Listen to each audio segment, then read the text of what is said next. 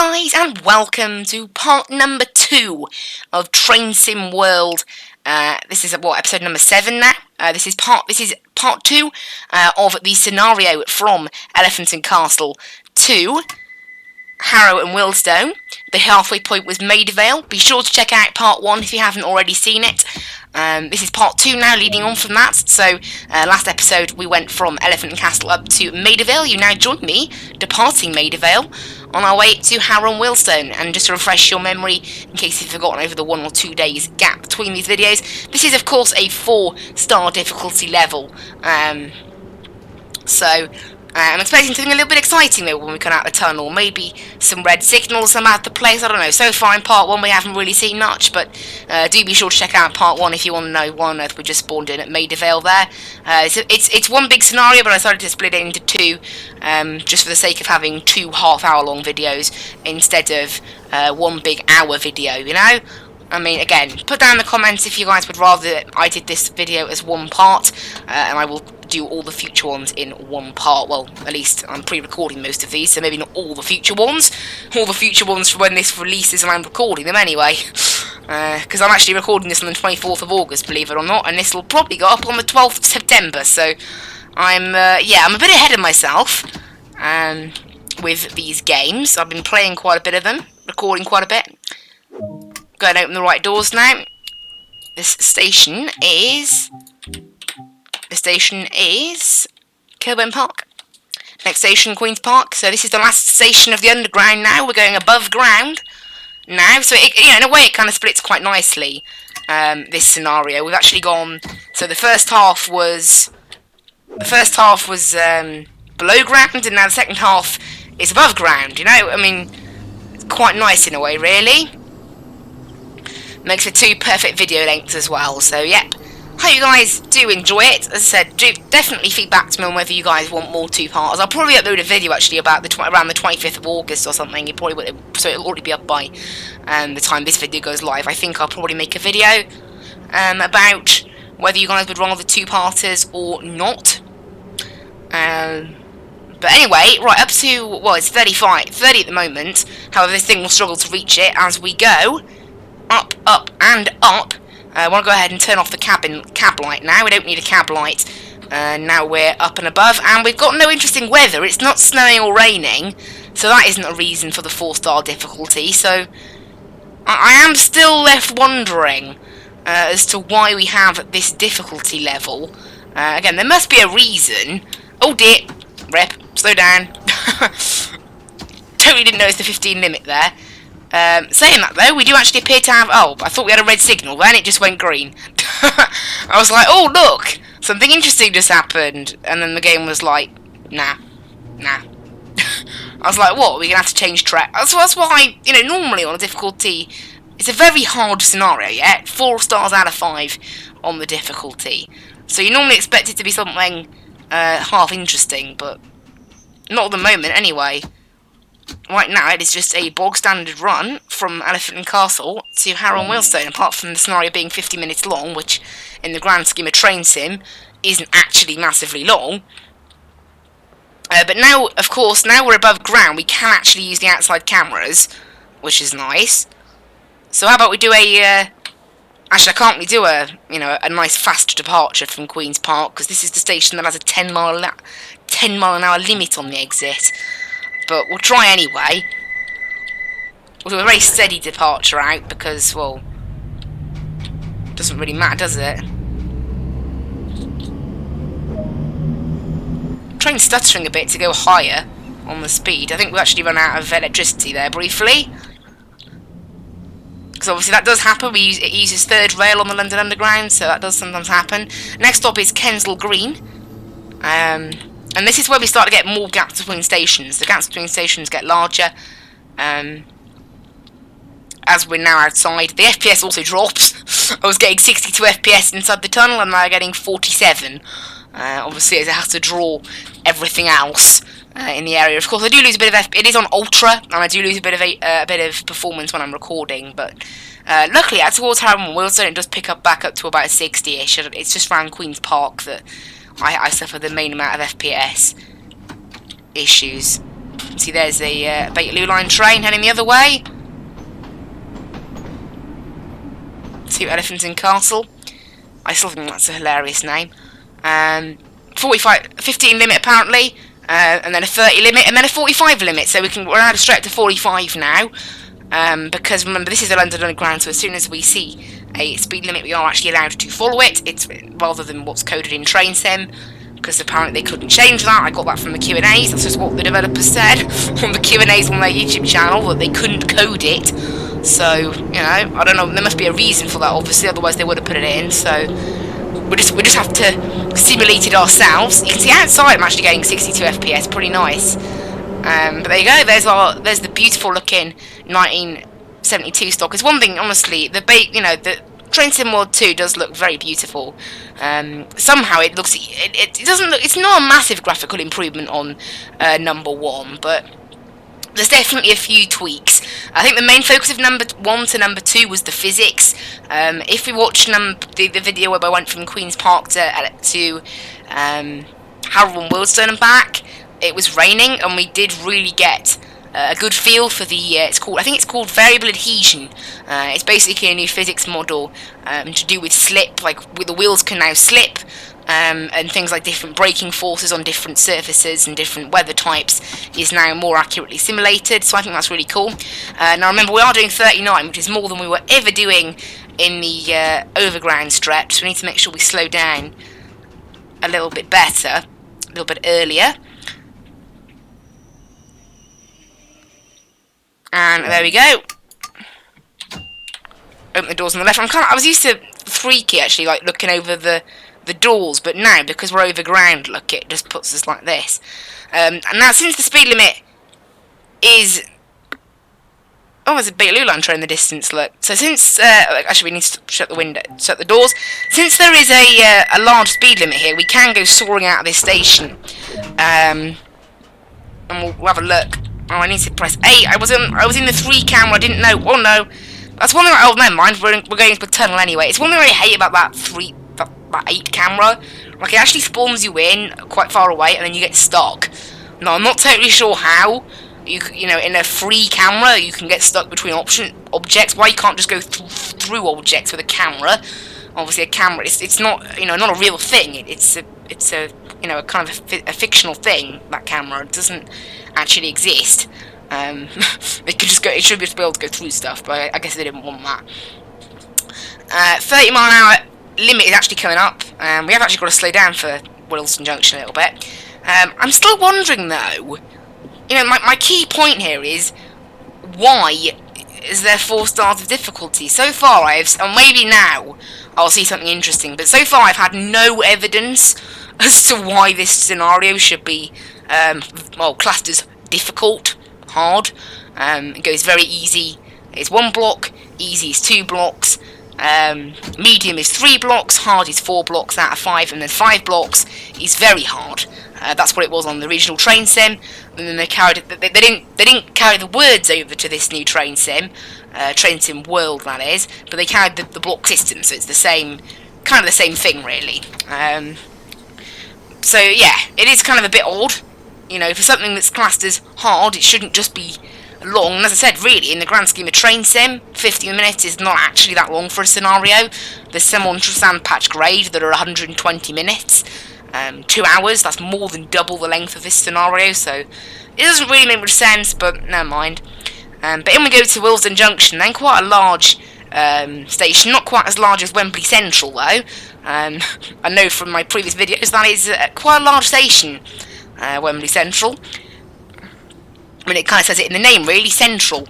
Generally, any station with the word Central is quite a large station. We'll go ahead and open, but that's quite called Central, really, isn't it? But yeah, this is Wealdstone Junction. For some reason, we can't see our train on this board. However, on this board, what on earth? I just got spawned above the building. Weirdly, though, you know, the timetable so far are actually pretty good above ground here. We're sticking to them pretty good. Next station is Harlesden. This is where it starts to get difficult. Look, we've got 0.6 miles. You know, only 1 minute and 45 seconds. So at some point we are going to start having issues with the timing. I know that for certain. but we'll just wait and see. Speed limit actually goes straight up to 45 here, so we can just go all the way up straight away. Head outside, get a nice little screenshot. I wasn't quick enough. There you go, get a better screenshot there. And see there, we actually go under. We actually go under a tunnel now. See, as the speed picks up as we're going downhill. Oh, that's that sound. Sounds like a diesel generator train kind of. It doesn't sound like a diesel train actually. There you go. And for once, look, the external camera actually works in a tunnel. I don't know why it works in that tunnel and not the other tunnel, but what? Maybe it's because it's a bigger tunnel. I don't know. Probably. But you can see, look, this thing isn't capable of 45 because of this hill. But we're actually now approaching Harleston. It's a very interesting station approach, that. It's quite cool. And then we've got another train on the other side. Look, start braking pretty much as soon as we hit the platform. I think we'll do the external departure from here, because it's actually, it's kind of perfect, this station, for a little external departure, because the speed limit goes straight up to 45, and there's no gradient or anything. I think there might be a slight downhill, which is kind of what we want. So I just head outside, make sure I'm in the 8 camera as well, which is the one that allows the free view. So we'll just head here, and then we can watch the train depart. And we get a nice little screenshot as well. Look at that. That looks very nice. Anyway, let's go ahead and lock the doors. Please stand clear of the doors. This train's now departing. And give it a bit of power. And straight up to 45 we go. See the little jolt when we reach 5? There we go. Sudden power. Just very sudden power there. And you can see, oh, sadly, this train lost power briefly there on the departure. Must have been a little bit without third rail. But there we go, away we go. These things do gain speed pretty quickly, actually. But we keep losing power, which doesn't help. I think there's like a slight lack of third rail up here. Next station is Stonebridge Park. So yeah, pretty cool. Pretty cool. We're not actually that far from, probably about 10 minutes to Harrow and Wealdstone now.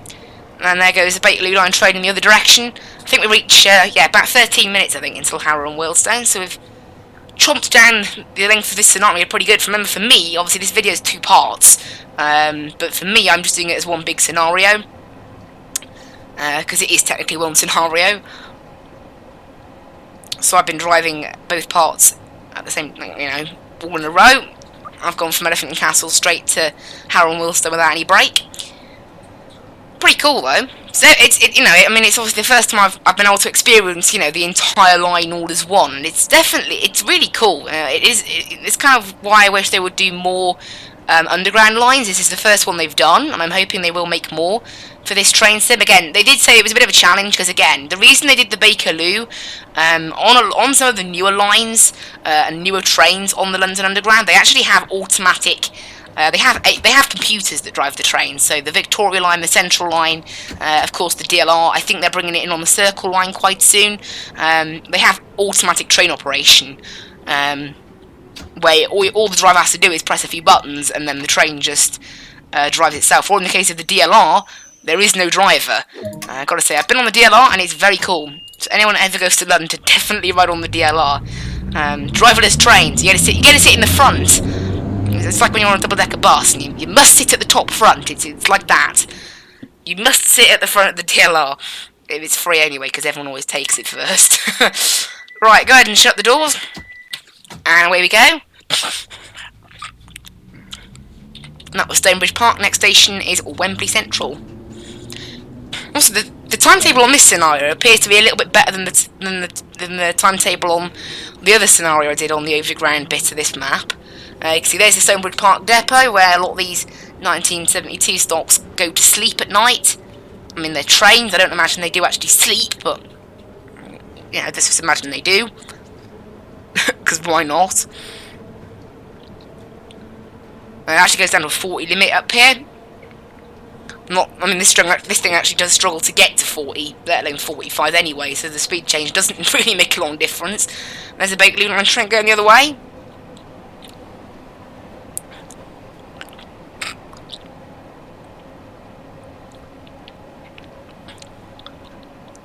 There's 40. We'll go ahead and just back off on the power now, since we've got a 40 limit coming up here. No point accelerating anymore, because why not? There's not very big gap between them anyway. There we go. Perfect.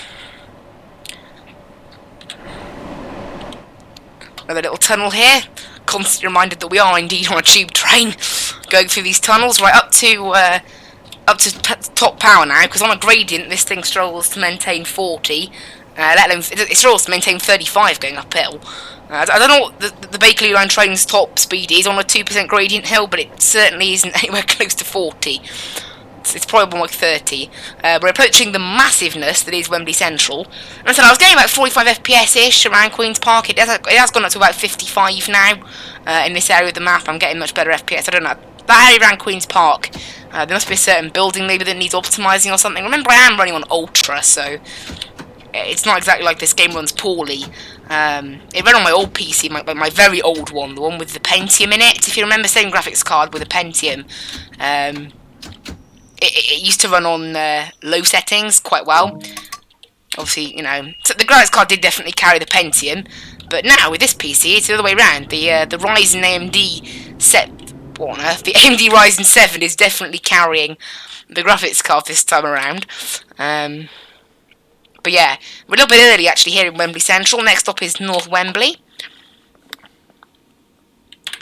There you go.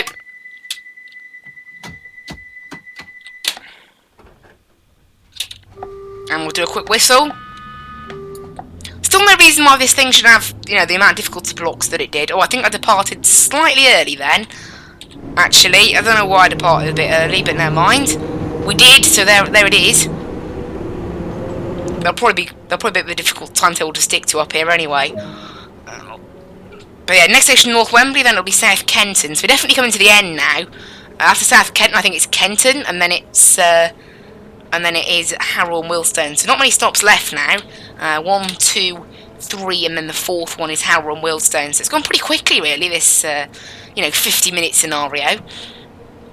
Or there might be a stop between South Kenton and Kenton, but I don't think there is. Have a little look outside. You can see, look, on this part of the map, you can see why I get better FPS, though there is less houses and things. There's a lot less, it's more industrial around Queen's Park. This is more just housing. And remember, you know, although this is technically the London Underground, this isn't really London anymore. The London Underground, particularly the Central Line, goes very far out of London, as in you wouldn't really call it the London Underground anymore. It's technically in Essex, which is a county that is just north of London.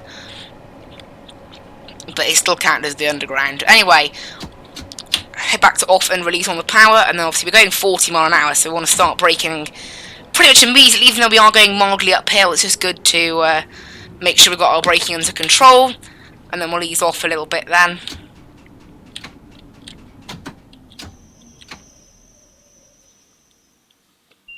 And stop.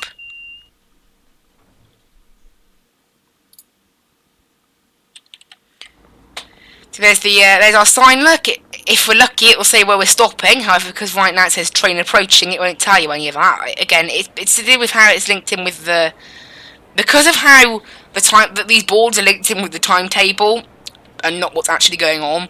It will say train approaching now, even though I'm already here, and then around 1743 it should then stop saying train approaching, hopefully. Because again, these boards aren't dynamic. It's one important thing to add. I mean, as impressive as they are, they're not dynamic. They're linked directly to the timetable. Which is why it says there's a train approaching when obviously we've been here for 20 seconds. Anyway.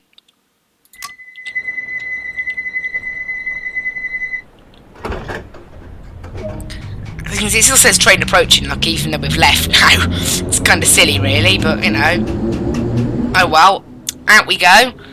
Next stop is South Kenton, then it'll be Kenton, and then Harrow and Willstone. That's it then. So only 6 more minutes now, and again, I'm yet to see why this scenario has 4 stars of difficulty. Well, that's one thing that has disappointed me about Train Sim World 2, at least with the Bakerloo line. These scenarios have been so boring if you think about it. It's just been driving. We haven't actually done, you know, generally the driving is saved for the timetable mode and the quick drive mode, and then the actual exciting stuff is saved for the scenarios, but I guess, I don't know, I guess they Haven't done that. And, you know, maybe it'll surprise me. Maybe I'll get to Harrow and Wilson and it'll be like, uncouple this car, drive here. But I don't think it will, because it's only a 50-minute scenario. And we have actually filled, so far, 45 out of those 50 minutes. And we're almost at the end now. But anyway, we'll go ahead and idle the train. I'm going to go ahead and start dropping our speed now. Well, it's slightly early, but not too bad, really. There's a train actually approaching on this side, which is quite cool.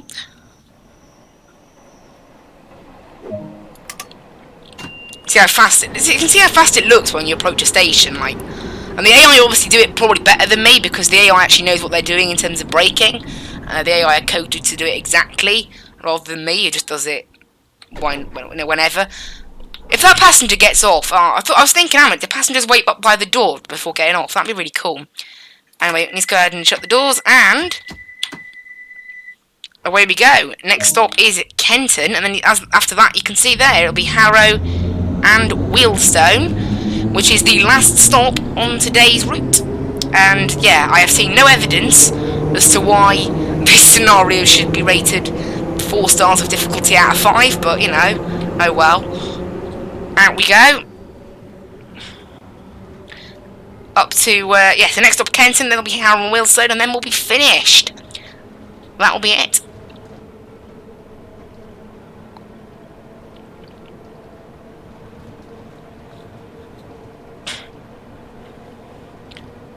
But yeah, just up, you know, up to 45 mile an hour now. Kenton is our next station stop. There are some long gaps between stations here, actually, particularly after Kenton, between Kenton and Harrow and Wealdstone. There are some much longer gaps. It'll be kind of interesting because this is the first time I've done sort of quite long gaps between stations above ground and very short gaps between stations below ground. You'll kind of see it in the graph that we get presented at the end about our speed. You'll be able to see like almost where we went. From below ground to above ground, because above ground, you know, all the stations are roughly 0.8 to 1.2 miles apart. Underground, some of them are more like 0.7, 0.8 miles apart, but the majority of them are, you know, as close as 400 yards apart sometimes. Here we are approaching Kenton. Idle the power as we come in. Think we may be on the brakes slightly late. Yeah, we're on the brakes too late. No! We're going uphill as well. I thought we'd be alright. Really? That's our first overshoot then. Don't! Yeah, that's... sorry. I mean, at least it isn't off the platform, but... Yeah, a bit of an overshoot. I'm trying to think, if we didn't overshoot, maybe the whole train wouldn't have made it on, but I think it would have, just. Rip. Sorry. Technically it was an overrun, even though the train didn't overrun. We actually overran the signal, which is when it's classed as an overrun. As soon as you pass the signal, that's kind of it. But there you go. Next up is Harrow and Wealdstone. And that is it, look. It just says unload passengers, and that's it. So yeah, again, I'm not totally sure why this scenario was 4 stars out of 5 in difficulty, but never mind. The next one I think does involve a little bit of taking stuff back to the depot. I think we're going from... I don't know what the next one's, a 45-minute long scenario. I'll have to have a look at it. I can't, but that'll be the last of the scenarios then on the Bakerloo line. Now I was thinking we might do a full journey playthrough. Again, let me know what you want, guys, down below, because I'm not really sure what to do in terms of the train sim world. At least Bakerloo line, because I've had a look further into the journey. Once we finish all of these scenarios, there's nothing really interesting. The journey is basically just doing the same runs over and over again. That's kind of what the journeys are once you've got most of the fun scenarios out of the way and things. So I'm not totally sure what to do really about that. Whether we should bother completing the journey, whether we should just do the scenarios, in which case this next episode will actually be the last one. It kind of depends. But never mind. I guess I'll let you guys decide that later. Well, I mean, like, eventually. But you can see here, look, we've got a clear run into Harrow and Wealdstone now. No signals, no speed limits, and I'm a little bit disappointed, really. I was expecting I was looking forward to doing this scenario for quite a while, because I saw a 4-star difficulty scenario, but unless something dramatically changes now, this is not a 4-star difficulty scenario. It's probably like 2-star. I mean, honestly, you could probably pass this 1 star. Right, we need to make sure we don't overshoot here, actually, because of the red signal at the end of the platform.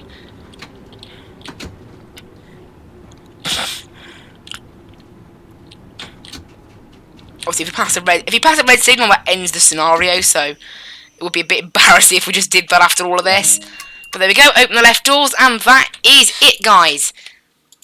Yeah, that wasn't really 5-star difficulty, was it? And also, I timed the 2 parts pretty much to perfection. The first one was about 26 minutes, 30 seconds. This one's on 25 minutes and counting at the moment. So by the time we do our little finish, they'll probably be very similar lengths. So that is absolutely perfect. That means I timed the correct split point. I was wondering about that. I just did it off the timetable, which, as we know, is not always accurate. But there we go. Interesting. Right, let's go ahead and... I suspect the game will want us to shut down the cab, right? Hold it. We're running backwards. Yeah, that's it. That is literally it. That's disappointing. I have to say.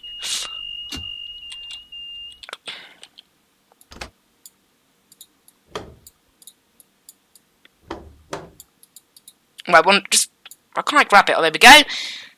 Yeah, that was the scenario. So, again, kind of a bit annoying, but oh well. You can see that, look at all our stops. Look how close together they are, right in the centre of the underground, and then they start to really space out. You can see why I sometimes move at stops, look. There's little sort of flat lines. You can only see it on one... What on earth happened there? So the train slowed down, and then there's like a weird squiggly line, look. That looks bugged to me. That's weird. Like, it went all weird, look. And then there a little bit as well, a little bit of squiggly lines, who knows. And there as well, look. I think that's where I was slowing down.